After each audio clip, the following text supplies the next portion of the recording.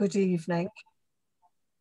You will have just heard that we're recording this, so if you're not happy, then do put your camera off if you don't want to be part of it, and let us know. Drop us an email and we can sort out that you're not part of the recording on the Knowledge Hub.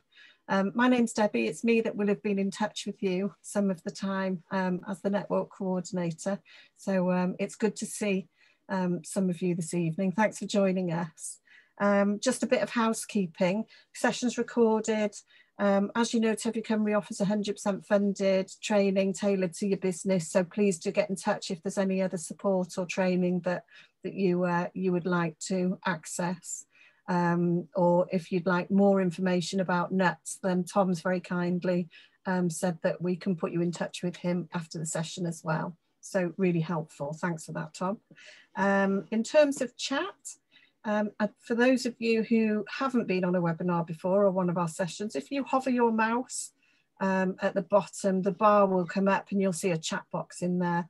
If you stick your questions in there, then we can, and do it as we go, and then we can ask the questions as we go, so long as there's not like thousands of questions, in which case we can answer some of them at the end, and we can get Tom to answer them after the session if it's too long. If you keep yourselves on mute, but you're very welcome to keep your cameras on. It feels like it's a meeting, or it actually feels like we're here in person a bit more if you keep your cameras on, but obviously if you don't want to, that's absolutely fine as well. The recording will go on the Knowledge Hub area of the website, the Tyfu Cymru website, and also there's the What's On page. So if you have a look at there, it tells you about the next sessions, and my understanding is the next one is about integrated pests and disease management, which is tomorrow. So keep an eye on there for all the sessions that are up and coming. To move on to Tom, so Granary Oils and Warwickshire Walnuts are brands of TR Tame Son of Birmingham in South Warwickshire, and we're delighted he's here with us. So thanks very much, Tom, for joining us. My understanding is that you got involved with your brother in 2015, and over the next 3 years you planted over 300 trees, so you were clearly quite keen at that point. I'm going to pass over to Tom, and he's going to lead the session for us now. Thanks, Tom. Okay, welcome everyone. Just a little bit of background. My father started planting seedling walnuts about 25 years ago. He was a big fruit grower. We're just a mixed farm, but he liked grafting apples and pears and stuff. Realised he couldn't graft walnuts very easily, so he put some seedlings in, which are now actually 80% of them are pretty good. My brother basically discovered that we had far too many walnuts off these to eat them ourselves, so he started pressing for oil and selling the oil. And at that point, they decided, right, let's put some more trees in. And over the next 9 years, we're now up to about 8 acres, but not all walnuts. We do have heartnuts and pecans and various other bits and pieces we're trialing. But predominantly, we are growing English walnuts for the wholesale market, kernel market, oil, and various other bits and pieces, and pickled walnuts as well. So if we start off at the beginning on the slides I've just prepared, the idea will be is I'll run through each slide, and then if anyone's got any questions at the end of that little section, we'll try and fill those then, just to make it easy for everyone. So the first real consideration for anyone is the planting environment. Where are you going to plant? Now, walnut trees, although there are a few dwarfing ones about, are generally 6 to 8 metres tall when they're mature, although they can be pruned, and probably a similar dimension wide. So, for example, we plant in 10-metre wide rows. In France and in 1 or 2 other countries, they adopt a hedgerow system, and they put big machines down the side and basically cut the sides off every year to keep them narrow. That obviously reduces the crop, but allows them to be more manageable. Generally in the UK, all the orchards we know about, the trees are basically just left to themselves, and you've just got either restorative pruning or pruning to let in light, which is probably the critical factor. Ours are what they call nowadays silver pasture. So we've got permanent pasture, which is actually ridge and furrow. And I say the ridges in our field that we've got most of the walnuts in tend to be about 10 to 11 metres apart, which works very well. So we have about 24 rows down the field, and we have irrigation on all of those trees. We don't irrigate all year. We have drip irrigation on them. So this March we had to irrigate, and we've been irrigating on and off since. But that's only for the young trees. There's no need to irrigate once the trees become established. We reckon after year 6 or 7, the root system will be good enough and we won't need to bother. But for young trees, it's quite critical. So the most important thing for any walnut is soil. For anything you're growing, really, obviously. But for walnuts, they hate wet feet. So it doesn't have to be sharp drainage, but they won't take standing water. They will take a bit of wet in the winter or in the spring or in the summer. But if it sits for more than a few days, there's always that danger of the root hairs getting damaged. And you always know within 12 months if anything's got damaged. We lost a few trees this year. 1 or 2 trees got waterlogged last year. We had so much rain. And it wasn't until the sun really came out in March and April and May that we started to see, as they started to come into leaf, we've got a problem. And at that point, it's probably too late anyway. Water they do need. Obviously in Australia and Canada and US, they irrigate all through their life. We're about 600 mil a year here. I think probably West Wales is about 1,500 or 1,600. So that's probably about as wet as it gets in the UK. But walnuts will happily grow if you're careful with the varieties. I know trials in Ireland where it's even wetter, some of the parts of Ireland, they have no problem growing walnuts. They prefer a slope for a simple reason that hopefully any spring frosts are flowing down the hill away. We're a little bit low and we're about 300 feet above sea level. And at the bottom of our field, the frost can sit a little bit. But if you're having a very hard frost in the spring anyway, unless you're 600 or 700 feet up, you're probably going to get caught. Frost generally doesn't kill them, but it will damage the flowers. The catkins are the really vulnerable part. So if you've got a nice slope or you're high enough up to avoid those spring frosts, that's great. Protection, shelter is good, but not essential. But the issue with shelter, and we've seen it in an orchard that we've collected from in Kent last year, he had a fantastic shelter belt of poplars, but they were so big and so dominant that all the trees on the one side were pretty much zero crop, too much shade. The one thing you want is light to get to either the tips or the lateral part of the bearing buds, which is where pruning will come in once they get to maybe 15 years old. So protection is great, especially if you're in an exposed area. We have got customers and we know of people who are doing agroforestry. That's still quite new, and the agroforestry I'm aware of with mature trees didn't necessarily have very good varieties. They took what they could get 25 years ago, or 30 years ago in some cases, and they are not modern cultivars. They're cultivars that are what we call quite light bearing. So it's probably a good idea if you're going to go into agroforestry to be quite sure of the varieties you're doing and the crops you're growing with them.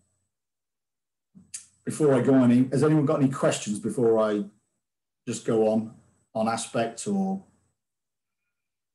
No? We generally plant and supply trees that are less than 2 years old. There is a question, Tom, actually. Sorry to interrupt you. Okay. Steve. Do you want to win? There you go, Steve. Hi, sorry, Tom. Yeah, go on. I'm just trying to unmute myself. We're quite coastal, and like when I say quite coastal, it's literally 300-400 yards to the sea, but we have got a sheltered aspect as well. So we've got south facing and with the headland behind us, so we don't get a lot of salt air as such. But we have had a few failed attempts at planting walnut, whether we've just had poor stock or. Came from a place in Kent, a guy called Alexander. Yeah. Were they bare rooted or pot grown? Bare rooted. Yeah. Bare rooted. Bare rooted trees are no problem. We supply a lot of bare rooted trees. The critical thing when you're putting these bare rooted trees in, I mean, even pot grown trees are the same, is they must be watered.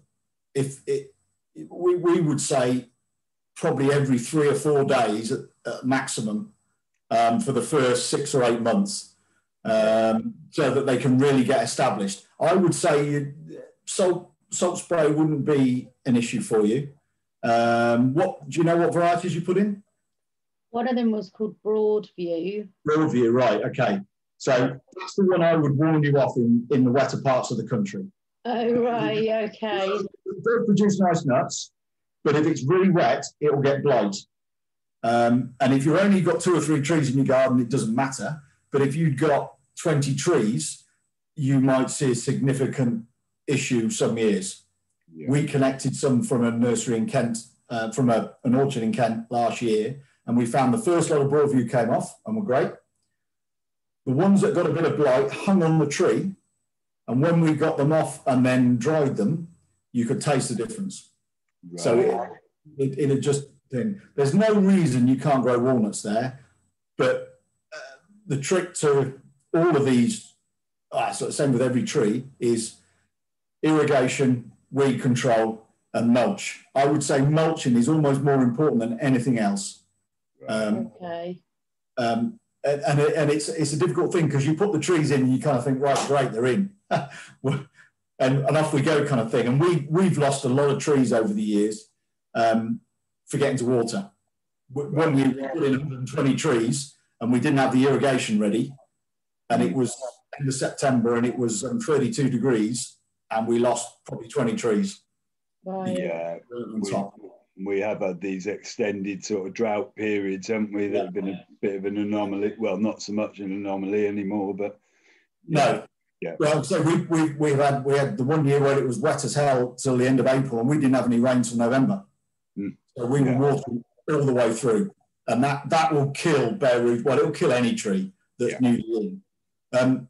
The other issue people have got to be aware of is with pot grown trees, because they're in a commercial compost that drains really fast.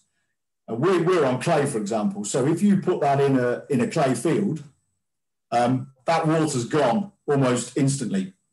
And conversely, when it's very wet, it pools. So it's quite good to get the planting hole broken up and just be a little bit careful. But I would say you shouldn't have a problem where you are from the edge of the coast. I've seen trees growing down there that close. So right. I think the other variety was Lara. Is that Lara? Yeah, well, I'll come on to varieties later. Lara is a good one. It needs a pollinator. It needs a pollinator. It will self-pollinate some years a little bit, but it needs a pollinator. Lara, I would say, is probably the best one we've got. Okay. Brilliant. At the moment. Thank you. Brilliant. Thanks, Tom. Brilliant. That's really helpful. Okay. So, any more questions or? No? Okay. So, well, as we've touched with Lara, tree choice is probably the critical factor for most people. Depending where you are in the country is probably not so critical in the UK because we've all got a similar kind of climate. If you're in Norfolk or Lincolnshire or Essex, you may be a lot drier. We're in the South Midlands. We're in a cold spot, so we get pretty cold winters and not as cold as North Scotland, but we do get a lot of frost. We've had a lot of problem with May frosts that catch us. You know, we've had -6 in May 2 years ago. So that kind of thing is a difficult thing for any tree. But I would say tree choice is down as much to what you want to do with the fruit when you harvest as it is to anything else. We've mentioned Lara. With the experience we've got so far, and we're still trialing a lot of varieties, Lara is definitely probably the easiest to handle. It's got a really nice flavour. It cracks easily. The trees are really good. It produces a lot of lateral and terminal fruit, and it's tried and tested, and it's grown all over the world. Quite often you find Lara is one of the trees that goes into new plantations in a country before they develop their own strains, their own cultivars. If you search online for Lara and Franquette, which is the other very old Grenoble variety, you'll see just about every country still grows them and has used them as a basis for developing their own fruit. So with walnut trees, there are basically two types of fruiting tree. There are what called traditionally tip bearers, and pretty much every old nut, old variety is a tip bearer, and they only grow on the, as it says, they only fruit on the tips of the branches. About 50, 60 years ago, they started to select in America and in France and places, ones that were partial or very largely lateral bearers as well. So the side branches, the branches coming off the side and the main branches would also start bearing fruit. And suddenly you're seeing the volume of nuts produced exponentially increase. And pretty much every modern cultivar grown in America or Australia or New Zealand, which is kind of quite interesting for us, or anywhere in Europe, is a lateral fruiting variety now. The only one that's not is Franquette, which is what's known as the Grenoble Nut. It was named about 180 years ago in France. It's still a fantastic nut, really nice flavour, and that's probably the only one grown in quite large quantities around the world that isn't. But it's a good pollinator, so it kind of joins in well with Lara and a lot of the other modern cultivars. We've touched on planting density. Planting density really dictates how much space you've got and, to some extent, how much pruning you want to do. Light is the critical factor. I've been to orchards where people have planted 6 metres apart, and that's great, but you're going to be pruning your trees a lot earlier than someone who's planted 10, 12 metres apart. And you've got to be a little bit careful. Varieties can vary greatly. One of the most popular Dutch varieties called Buccaneer, which is quite often used for pickling, is a really tall columnar tree.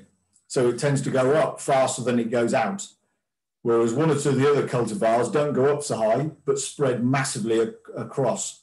So it's just something to bear in mind. We sell a whole range of trees, and I haven't touched on us selling trees. We started selling trees because we were basically producing nuts, and people who were buying the nuts were asking for trees for their gardens. And then we were importing varieties to trial here in the UK to try and work out what really worked well for us in the UK. And at the same time, people were saying to us, oh, can you get me 5 trees or 10 trees? So we started selling trees, but for us, it's not our main business. Our main business is growing walnuts and processing them. Once your trees, your choice is made on varieties and you come to planting, I would strongly recommend that you consider irrigation before you put a spade in the ground. If you're on perfect ground and you get consistent rainfall and you don't get droughts and everything else, great. You might get away with it, but I would suggest the trees will never be as good as if you irrigate. And when I say irrigate, I'm not talking hundreds of litres a day. When we put ours on, we put them on for an hour. They're drip feeders, and it's probably 15 to 20 litres in an hour. And we might not water that tree again unless it's very hot and dry for another week. We water in rows, so we've got an irrigation which basically runs off a cattle trough, 13 mil irrigation pipe, and I've got all the details if people want to see it. and it's basically just drip feeders, adjustable drip feeders, and they just drip down inside the tree guards directly onto the base of the tree. And it seems to work for us. There are much more complicated systems out there.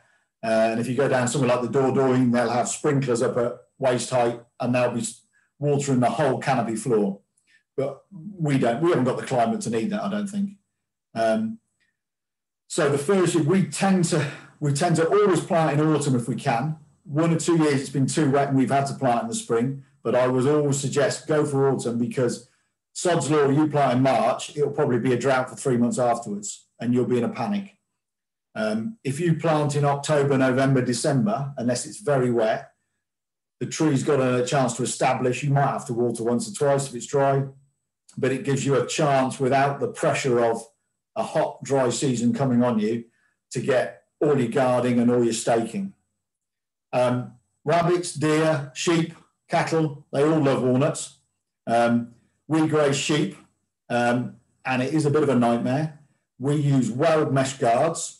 So we buy a 25-metre roll of 50 mil square weld mesh, and we cut those with bolt cutters into metre lengths, roll them up by hand, which is really easy. They're 2.5 mil wire, roll them up, and we have 2 posts, one either side, and then we strap the guard in place over the top of the tree. We put a big cane in the middle, 6-7 foot cane, and then we tie the tree with a tree tire, but you can use appropriate material to the centre just to ensure that the leader keeps up going up straight. For us, the only thing we have to be aware of is lambs. In the spring, when we turn the lambs out, their little noses can get through a 50 mil and they will happily chew all the leaves off all the trees if they can get at them. So we use a plastic mesh we drop inside, and we have to lift that up to about 6 foot until the trunk is established and the leaves are up and above and away. We've got sheep who will quite happily put their feet up on the top of a 6 foot guard and try and browse everything off. If you've got sheep, good luck. Rabbits, we've never lost one to rabbit, but we put the guards on. Deer will take anything out. They get it. If you've got roe deer or fallow deer, you definitely need to guard up to 6 foot. Munkjack, which we have a problem with, you're okay with a 6 foot, with a 4 or 5 foot guard, but we don't have a problem with those. We also use big heavy duty cable ties on our guards when they're establishing, so we can undo the cable ties, lift the guard off and train the tree, prune off the lower branches. We used to tie them up with fencing wire, twisted fencing wire, but then you've got 5 minutes to undo it all to get a guard off just to train a tree. You know, it's only the first 2 or 3 years and it's quite intensive if you've got a couple of 100 trees, because you really want to ensure that tree goes up straight and you avoid any wind damage is the biggest problem we have. If you forget to strap a tree and the wind's banging on a mesh guard, it's going to damage the bark and it will probably snap off. If you're lucky enough not to have to guard, or you put deer netting round, life's a lot easier. We generally find we can take a stake off. If the tree's strapped, we can take the stake off after about 6 years. And generally the trees are big enough at that point to survive. We start getting nuts in the first year sometimes. We will generally knock the little nutlets off if they form the first few years, just so they're not wasting energy. I get them in pots because we sell a lot of specialist walnuts. We get them sometimes 6 inches high with nuts formed on them because they're so promiscuous, most cultivars. So it's definitely a good idea just to keep an eye on it. I know it's exciting when you see your first 2 nuts to think, oh, we'll leave those on. But actually the tree's probably putting too much energy into the nuts and we're better off knocking them off. You will see a return of walnuts within 3 or 4 years. The one thing I haven't mentioned is pollination. There are self-fertile varieties out there. Broadview's one, although I wouldn't recommend it in a plantation unless it's in a dry part of the country. There are 1 or 2 others that are self-fertile and to some extent apomictic, but the vast majority absolutely need a pollinator. various people quote different figures on how many pollinators. What we tend to do, if we're putting 20 trees in or recommending 20 trees to somebody, 2 or 3 pollinators will be more than enough. And we find we get trees in our orchard pollinated from up to a mile away from other people who've got trees.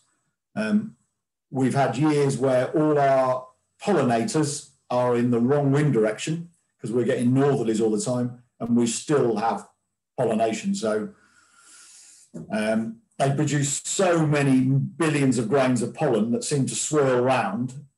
If you've got trees with male flowers anywhere close, they'll be pollinated. Like I say, we can recommend cultivars, we can recommend pollinators, but it's definitely something to bear in mind. Most commercial orchards will probably be growing 2 or 3 cultivars, which automatically pollinate each other, because that's the easiest way to do it. Even franquette, which is a tip bearer, and that's a franquette nut, a typical franquette nut, that will produce a massive amount of pollen, and it pollinates pretty much all the other modern French cultivars and a lot of others, because walnuts tend to be all a similar kind of time. Some trees will start pollinating and start flowering towards the end of March, but the majority are during April and May. This year, everything's fallen over into June because of the late season. But it's quite doable. There's no, we've got enough data now to be able to say comfortably what works in terms of pollination for us in the UK. If you look online, you can find pollination data for most varieties in Central Europe, in Western Europe, in America. It doesn't always match, but it's fairly close. So you can do a bit of research yourselves. The only aftercare with walnuts really is the same with any fruit tree or any kind of tree, is just dead and damaged stuff, take it out. Try and do your pruning late summer, early autumn, or in the winter. If you do it early, very early in the season, they will bleed a little bit. My brother actually tapped some trees and made some walnut syrup this year, but generally you're not going to be pruning that time of year. The only real pruning comes as the trees get older. Once you're past training, initially, just to get a nice leader, and they will naturally branch out and grow outwards. You don't really need to do much except take out any crossing wood, the same as any fruit tree, just so that you've not got rubbing on the branches and letting in disease. We would say probably 10 to 12 years, depending on how close you planted your trees, before you need to think about pruning between the rows to allow the light to get in. But again, I went to an orchard the other day that had been in for 30 years, and they hadn't pruned since the day they went in. And they probably got 2 days pruning with a chainsaw and a chipper to try and get the trees with light back in them. But generally you're, a little bit each year and you'll be fine. And after that, we fertilise. We also soil test, we leaf test. We've been using Yara. If you haven't come across Yara, they're an international company. They've got a lot of experience with walnuts in certain countries, especially in the Southern Hemisphere. They've got a really nice team of people who do soil analysis and all this kind of stuff. They've got a fruit expert as well. So we're just looking at irrigating or fertigation for some pot-grown trees we're growing on, and they've been really helpful. So we basically put a good handful around each tree of a complex fertilizer. We use Yara Miller Complex. And if you email afterwards with questions and stuff, I can give you details. It's not just an NPK, it's got magnesium and sulfur and everything else in it. It's just a bit of a boost. Obviously, if you've got an imbalance in the soil, in the field, you're going to have problems with take-up of one nutrient or the other anyway. But it's just a balanced helping hand that we try and give. And we put a bit of nitrogen on the field anyway for the grass because it's for grazing, but not a great deal nowadays. Generally, walnuts, once they get their roots down, unless it's in very poor soil, don't really need much. I know they feed heavily in some countries, but we tend to have pretty good soil over here. Right, anyone got any questions? Deafening silence. Okay, we can still come back later on if people have got questions. So one of the big things you've got to decide if you're going to put walnuts in is what you're going to do with this thing. You know, are you going to just sell them like that, or are you going to eat them all yourself? One tree that fruits well will probably produce more than you can eat yourselves in a year when it's mature. There's a tree of a cultivar in the Dutch nursery we deal with. They named a variety, a chance seedling, and they've got a mature specimen and it produces 80 kilos of nuts a year, which is a lot of walnuts. I mean, I eat walnuts every day and I couldn't eat 80 kilos. So the thing is, are you going to sell them like this? Are you going to crack them and shell them and sell the kernels? Are you going to press them for oil? Are you going to pick them June, July when they're completely soft and pickle them? Or, you know, we get quite a demand for wet walnuts, which is an old-fashioned thing. Most younger people never heard of wet walnuts, but most of the older folks in the country, wet walnuts is a thing they grew up with. So basically, we take them straight off the tree, wash them, take the husk off if it hasn't come off, and then people just buy them and they'll crack the nut, peel the cut. Some people eat it with the skin on. Some people take it off, whatever's your fancy. So you've got maybe 5 different markets. We do all of it because at Christmas we have a big demand for pickled walnuts in jars. So my brother's got a recipe he's been playing with for a few years, and we only do maybe a couple of 100 jars, but it's a lot of work unless you're going to go into it properly.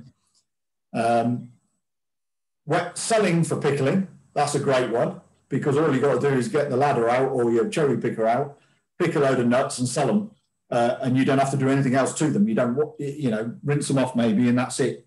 Because when you pickle walnuts, it's the whole thing. It's the shell, it's the husk, and generally you top and tail the husk. And if the shell started to go hard, you're too late. It should still be soft. You should be able to put a pin through it, and at that point you just pickle it. Similar way to you pickle everything.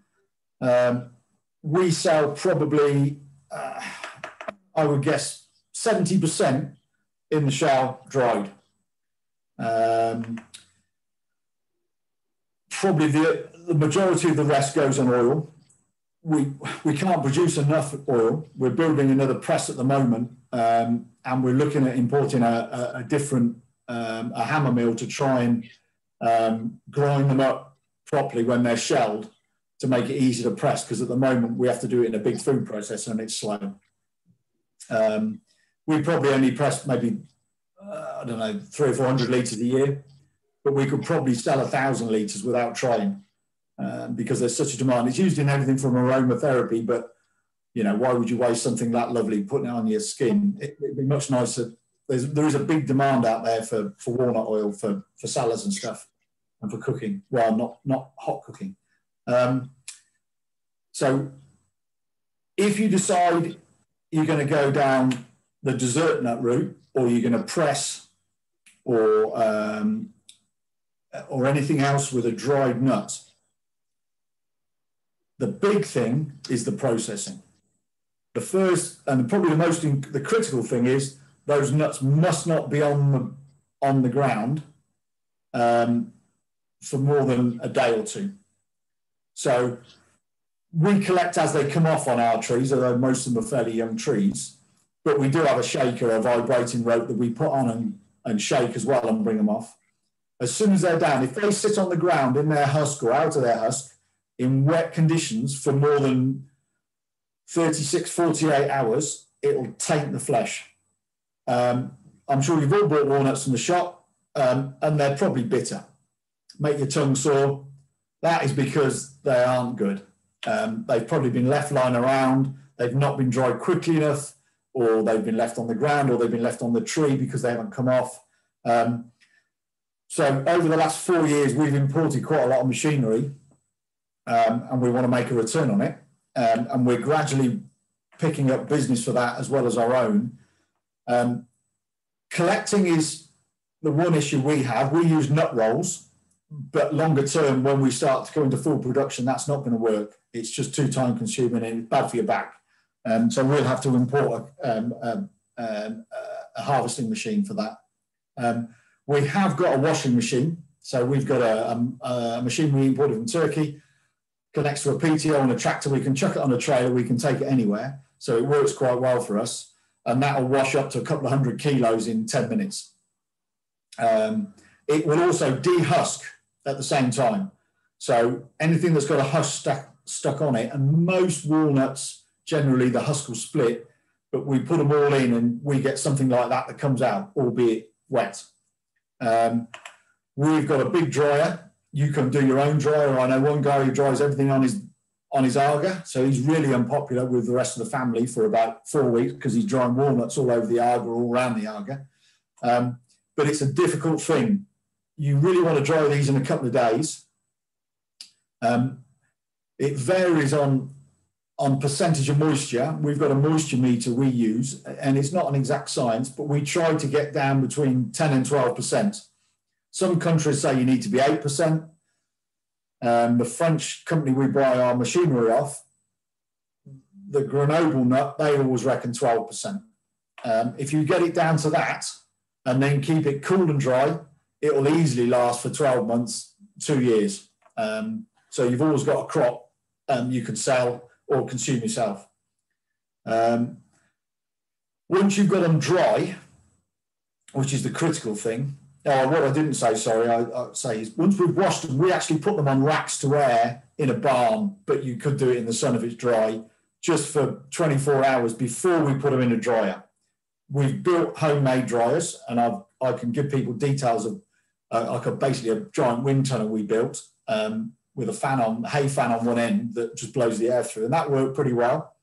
But if it's really damp, crappy autumn, and it's really damp, a lot of moisture in the air, it's slow, really slow.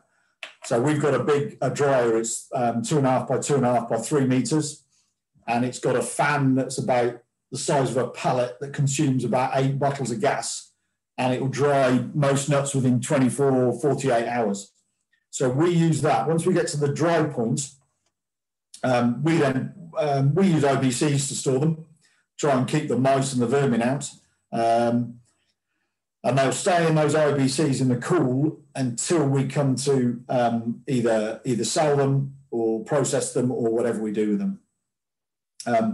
We have got a cracking line. We've just imported a new cracking machine. We were using an old French one we borrowed from a neighbour up until this summer, but we can't crack fast enough in that. That would only do about 20 kilos an hour, and it was painful. The rest of the machinery will run it up to 100 kilos an hour. And that basically cracks the nut. It then goes into a machine that separates, deshells it. It goes along a conveyor belt and then through a grader that grades it into wholes, halves, quarters, and bits of kernels. So we end up with 4 or 5 tubs, which you can then freeze, you can keep cool, you can do whatever you want with. Most of ours at that stage will probably go for oil, but we do box some up into little clear boxes and sell them for just for. Some people like to have the shell off and want to just be able to open the box and eat them. They obviously demand a premium in price because you've got to go to all that process of cracking and shelling and sorting and everything else. It's quite an expensive operation to set up from scratch. It's taken us a few years to do it, and we've taken a leap of faith. But what we found is that we probably get 4 or 5 people coming to us to help process their nuts now. Drying's the biggest thing that people struggle with. Most people are producing, 15, 20, 30 kilos, and they just sell them in a farm shop or through the door. My mum's got a little shop in her house on the farm. She sold over 1.5 tons of walnuts in kernels in shells since October, just by passing trade. So you will have no problem selling walnuts, which is the nice thing to know, and eat them yourselves as well. Right, I see we've got a couple of questions. Walnuts thrive on acid soil, yes. They prefer a slightly acidic soil. We've got our main orchard is actually slightly weird in the fact that it's got a diagonal line running through it, an invisible line. One side is a pH of about 5.5, the other side is about 7.2. It's all the same field, all ridge and furrow, quite wide. It's obviously something to do with the Ice Age and the deposits of alluvial soil, whatever. Different types of grass work on it, and the sheep prefers to graze one side than the other. I would say the ones that are on slightly acidic soil, the trees on slightly acidic soil, look better, but with the proviso that the side that's got the higher pH is also wetter in the winter. So it might be more to do with the being a little bit too wet for them, or the other side being a bit drier, and we're not really sure. Squirrel to be a problem. Oh, if you're next to a wood, yes. What we have is about a dozen mature hazels. The hazel kernels are ready for the squirrels to take them long before the walnuts become attractive to them. So we trap and shoot and everything else, but we find we'll take 95% of the squirrels out, the local squirrels out, before the walnuts are ready, because they're so desperate to get on the hazels. And all we have is just the normal squirrel traps on a board, sat on top of the fence post. They run along the fence line. We actually bait it with walnuts, believe it or not, and they go straight in, and they prefer to take the walnuts rather than jump up on the trees and take the hazels.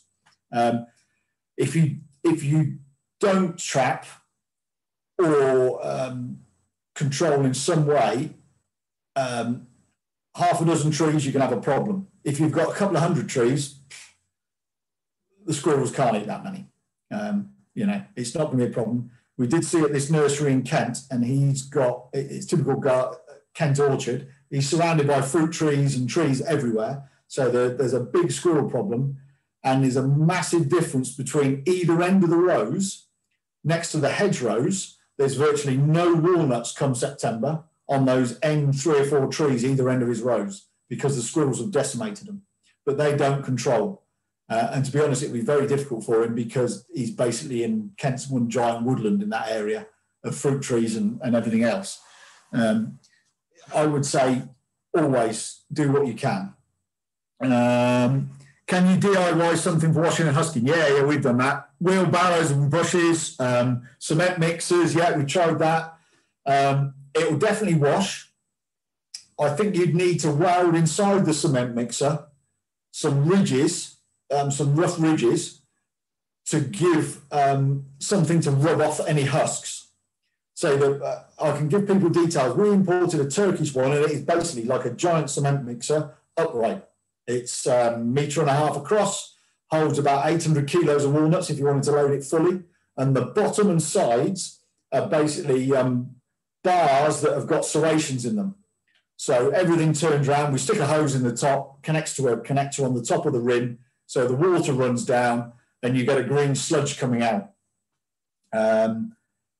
That works really well for us. The only reason we went with that is because it runs off a PTO, a tractor, and it's transportable. And it was, I think we paid $2,500 to import it from Turkey. A&B Rousse, who are the big manufacturer in Europe, who are really nice people, their cheapest one was about $6,000. And it's just economies of scale. Maybe when we're producing 30 tons of walnuts, we might need to look at something else, but it does everything we want. I know somebody else, local to us, has just imported one, and he's gone for a PTO-driven one as well. We took ours down to Kent last year, took it on a trailer, took it down. They got a little fruit tractor, stuck it on the PTO, used it for 2 days, put it on a trailer, brought it back, and it did 2 tons of walnuts comfortably in a couple of days, just being collected by hand and loaded in the machine. I tried to build a washing and grading machine using a motor off a cement mixer. I'm not sure the time and effort was worth it. but it can be done. And I can send you pictures of a very Heath Robinson contraption that works, but my brother used to do most of them in wheelbarrows up until he got to the point where he was collecting about a ton, at which point it became too much like hard work and his back was bad and everything else. So it is doable.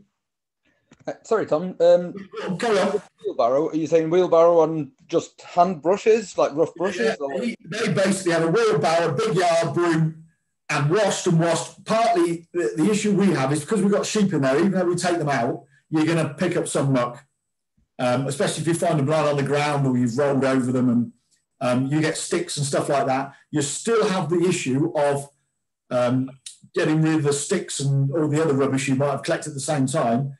But we make square wooden frames, 2x1 meters, just with a bit of 2x2. We put in some fine mesh on top, sit them on top of bales, load all the walnuts on there after we've washed them, and then it's done like that. And then they go in a dryer.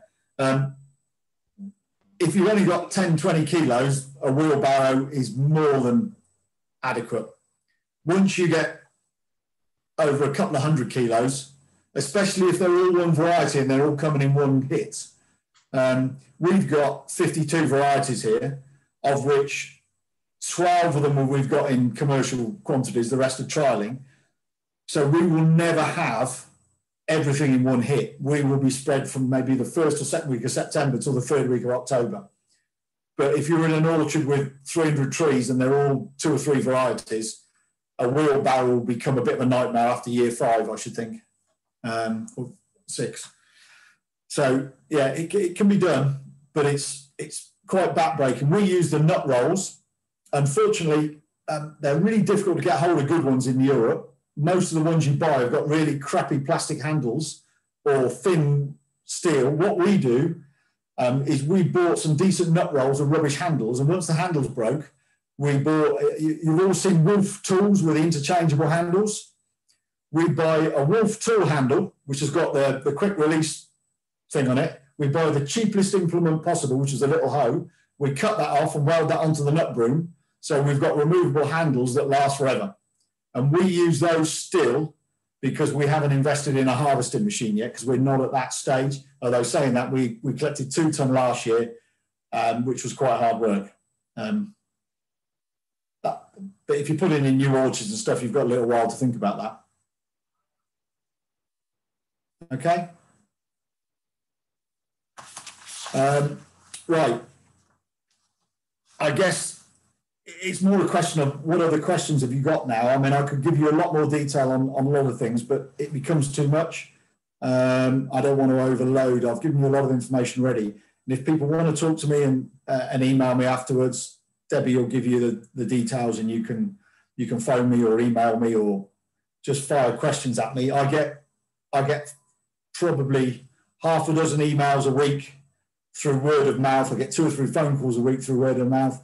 Might be just about buying trees, but quite often it's about people who want to put a little orchard in, or want to put 3 trees, or want to put 200 trees in. So I'm used to kind of fielding it all. So if you suddenly think of a question when we finished, please just fire it off and we'll see what we can do. The one thing I will say is there's quite an interest now in heartnuts, Japanese walnuts. They're very big in the States because they were imported there. That's a heartnut and a heartnut shell. If you can see them, they look like love hearts. We sell a lot of these trees. And it's another market. We've only put in maybe 15 or 20 trees of these just to see what happens. But in most of, I know in Ireland and Martin Crawford at Agroforestry sold a lot of trees in the south of England over the last 10 or 15 years. It's something else to bear in mind. It's not just English walnuts, although that's the predominant market. These things are really popular in the States and 1 or 2 other countries, in Northern Europe as well, because they get 2 crops from them. They sell them in the shell, but they also crack them and sell the kernels and sell these for jewellery, because people make homemade jewellery out of them, you know. And they range in shape from a traditional love heart, which is that one, to quite an elongated, almost arrow leaf point. We also grow butternuts and black walnuts and various other things just to see what happens. And we've got pecans and hickories in, because there is a market for these kind of things. Quite often we get Americans contact us and ask to buy black walnuts because they want to eat black walnuts. There are cultivars, there's only 2 or 3 available. We've got a couple in, and I can get grafted trees. So there is a big interest in nuts. We've also got a hazel orchard. We've just planted this spring a hazel orchard, because we get a lot of people ask us for hazelnut oil.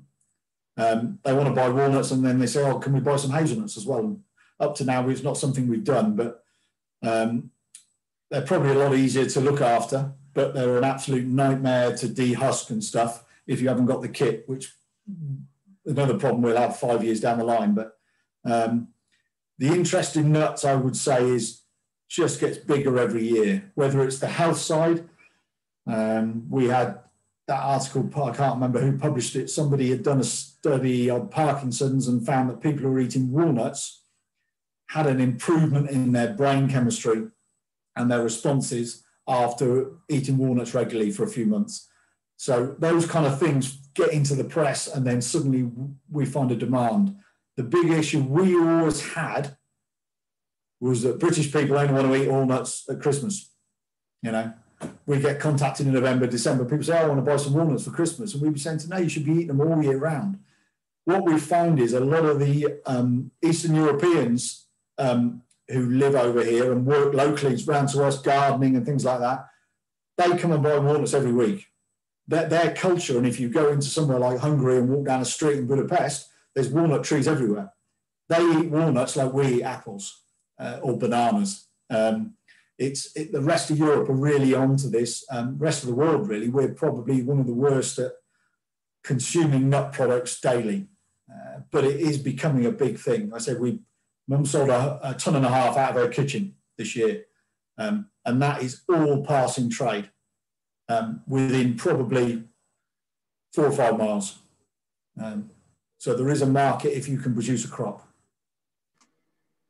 Can I ask about the waste product, Tom? So when you... Yeah, that's the reason when I mentioned the hammer mill, one of the issues with pressing with oil is you need to get the kernels down fine enough so that when you apply a bit of heat to about 60 degrees, and then when you press them, the oil comes out easier. So we're looking at a hammer mill for that, but also because the kernels we burn. We burn on our fires because they burn really long and really hot. They are great. They're like coal. But we do have people asking us for sandblasting. But they want them already down to 20 micron or whatever state they want them in.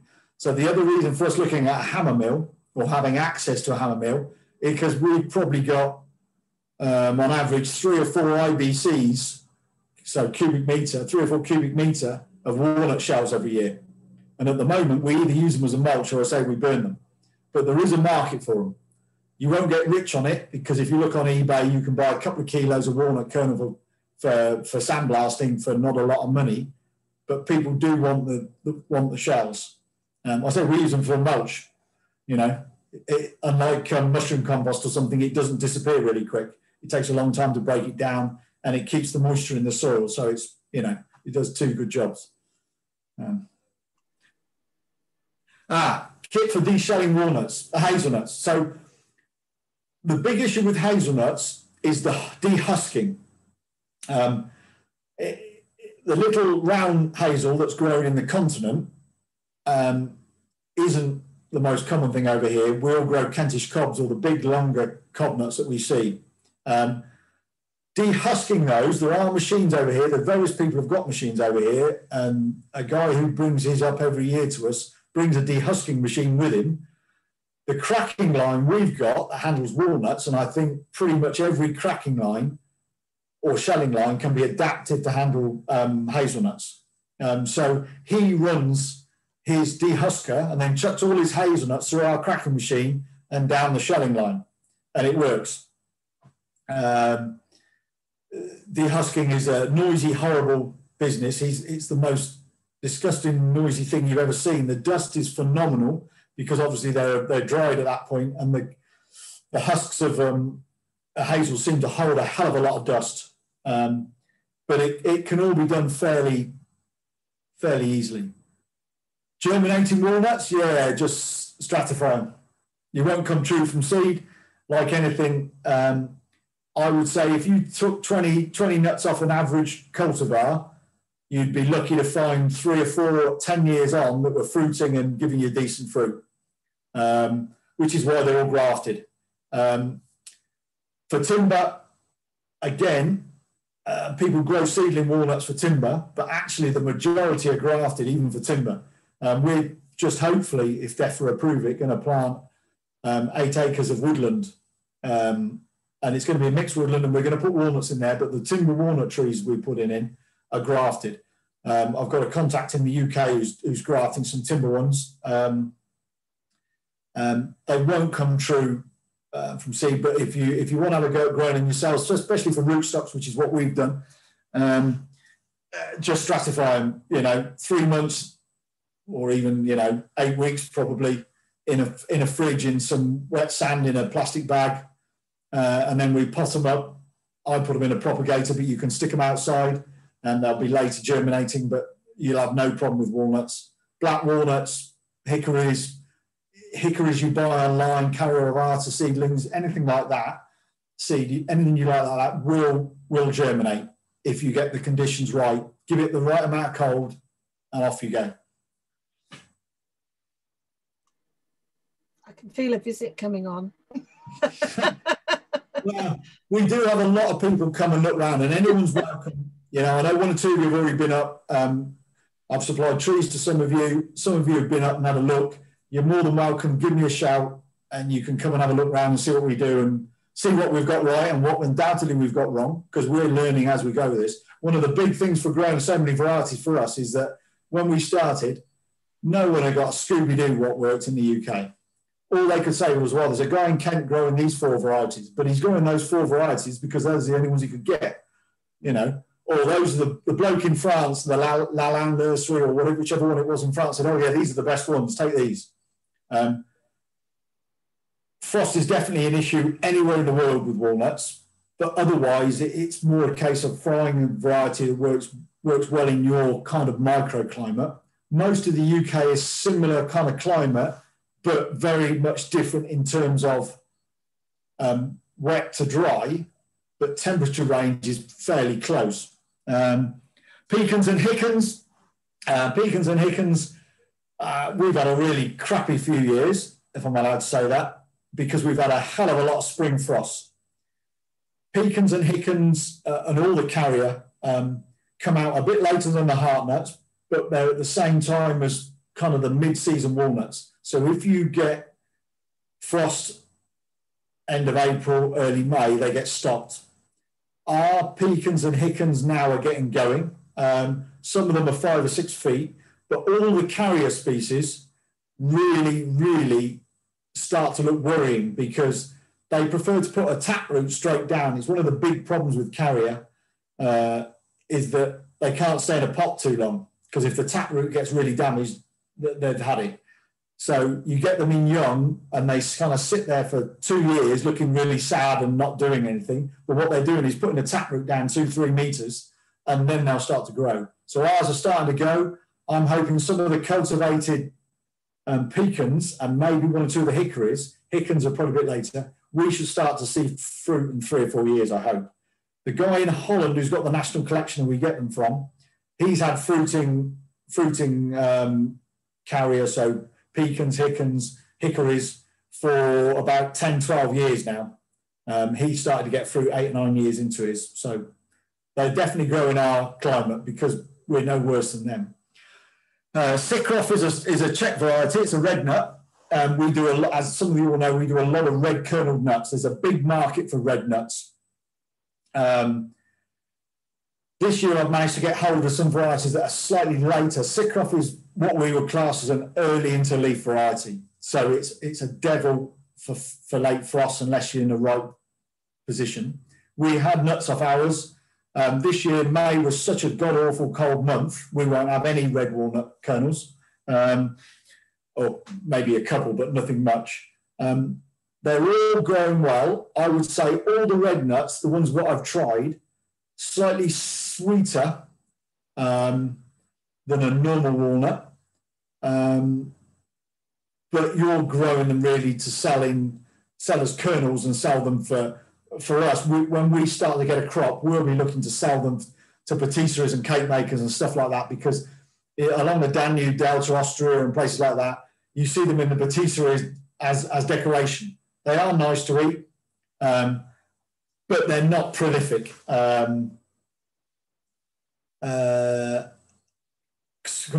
do they compare to Lara? Well, Lara's a much bigger nut. The biggest red walnuts will be as big, if not bigger, than Lara, but they're not anywhere close to its production capacity. Most of the red walnuts will produce quite well, but you know. Sorry, Tom. Yeah. I actually meant Shainovo and Dryanovo. I got the wrong one. Yeah. Our trees are starting to get to the size where we're hoping to get a few nuts in the next few years. We started trialling these. Shainovo, particularly, I started to trial as an alternative pollinator, because in Canada and Northern America, Shainovo or Chinovo, depending where you come from, they use a pollinator in their orchards. So it's a big pollen producer. It's apomictic and self-fertile as well, which is kind of a bit of a benefit. And we thought we'd trial it. I've had good reports from other people in Europe using it. I would class it as a similar nut to Broadview, but without that disease to it. We haven't had any Dryanovo nuts yet, Dryanovo or Dryanovsky, what they call it in Bulgaria, but we should do soon.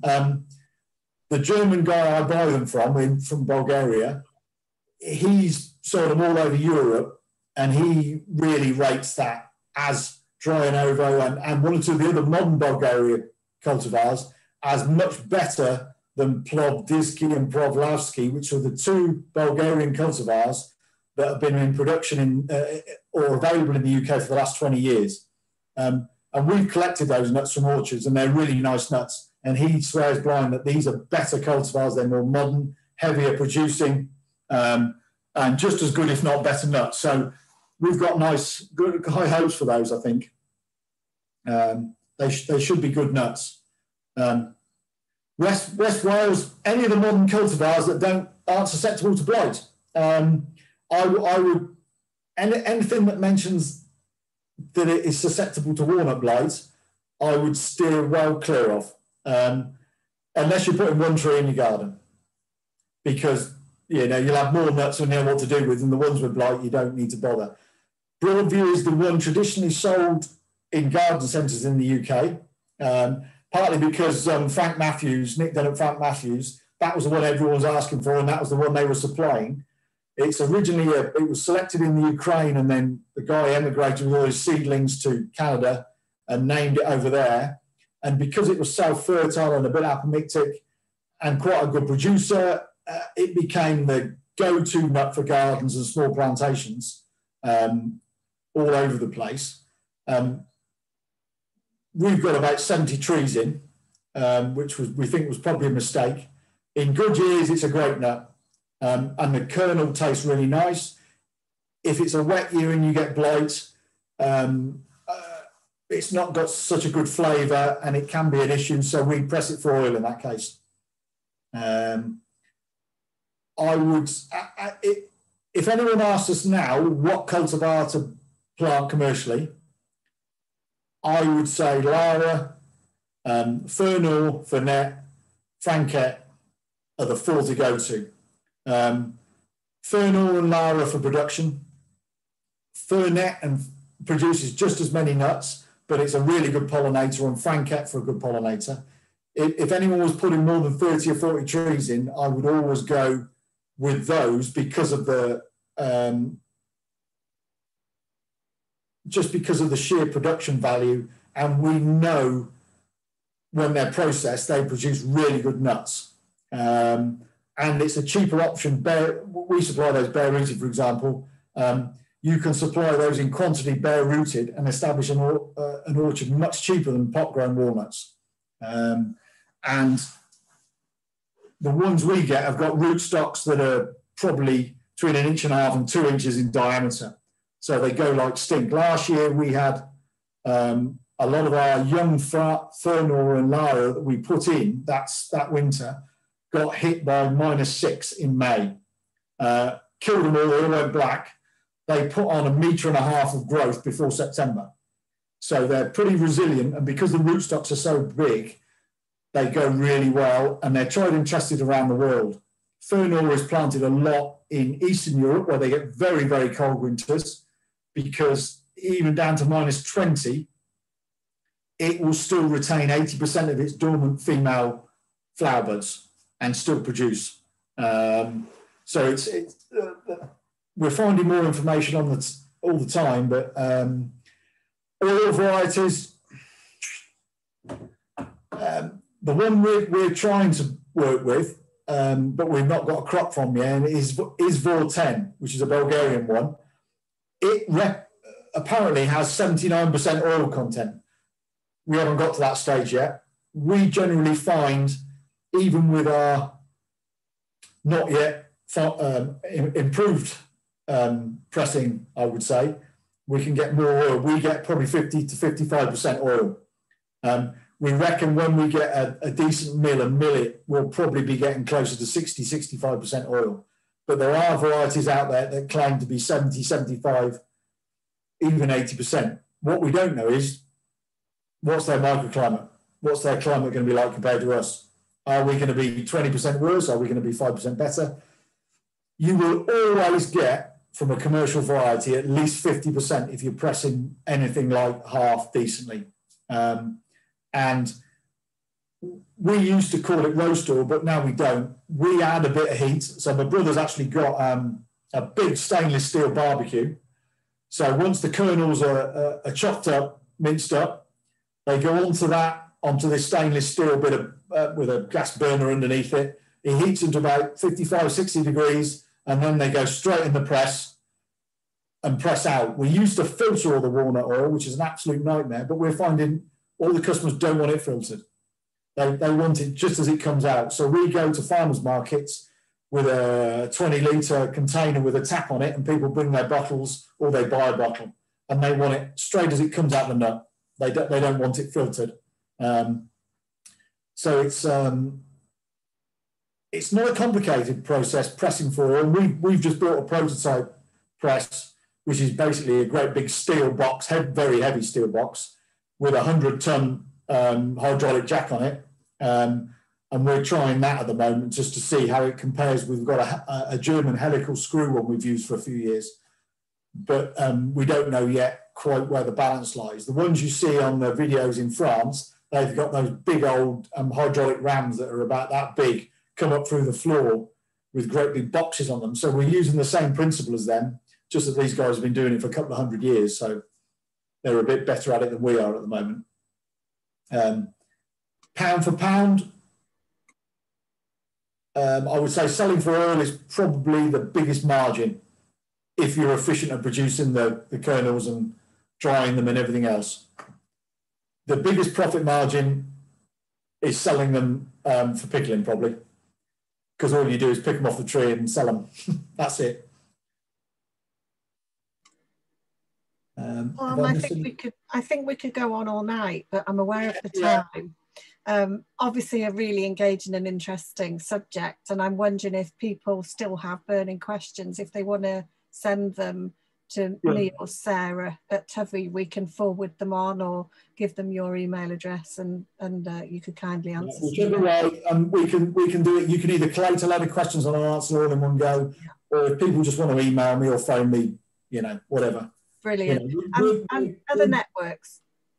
I was just going to say, with some of our other networks, we've actually got WhatsApp groups, which has been quite nice in terms of kind of peer support. So if people are interested in a WhatsApp group, let me or Sarah know, and that can be set up as well.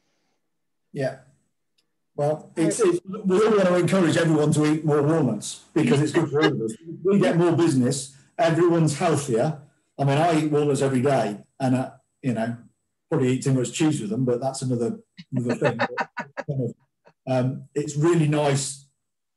The more people are out there producing walnuts, the profile raises, the more stories in the press, and there are more and more stories in the press about people, their little cottage industry producing nuts, selling them at their farmers markets or whatever it may be. It's good for all of us. Yeah, brilliant. Thank you. Thank you. Really, really interesting. There's a link to the survey in the chat box. So if people could be so kind to complete that for us, it just means that it informs these kind of events and lets us know what you as growers want to see going forward. Tom, thank you so much. I mean, clearly what you don't know about walnuts is not worth knowing. So we've got a hell of a lot to learn. We really, really appreciate your time and sharing your knowledge. It's invaluable to us. Thank you very much indeed. So I'm going to say good night to everybody, and diolch yn fawr for joining us this evening. And any questions, just send them through. Good night. Thanks. Right.